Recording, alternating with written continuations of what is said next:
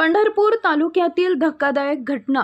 पतीला शेतीपंपाचा लागला शॉक. पत्नी गेली पतीला वाचवण्याकरता, पत्नीलाही लागला शॉक. दोघांचाही दुर्दैवी मृत्यू. आंबेगावावर शोककळा. शेतीपंपाचा करंट लागून शेतकरी पती पत्नीचा दुर्दैवी मृत्यू. रात्री झालेल्या पावसामुळे नदीवरील पाण्याच्या मोटारीत उतरलेल्या विजेच्या प्रवाहानं करंट लागून एकाच वेळी पती पत्नीचा बळी घेतल्याची अत्यंत हृदयद्रावक आणि धक्कादायक घटना आंबेगाव इथं घडली आहे.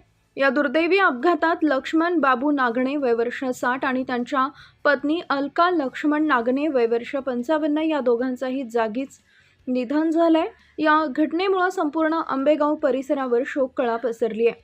मिळालेल्या प्राथमिक माहितीनुसार परिसरात रात्री मुसळधार पाऊस झाला होता. दरम्यान शेतीपंपाचा वीज पुरवठा पहाटे 4:45 वाजता सुरू झाला. वीज आल्यानंतर नदीवरील पाण्याची मोटार बंद करण्यासाठी लक्ष्मण नागणे हे गेले होते.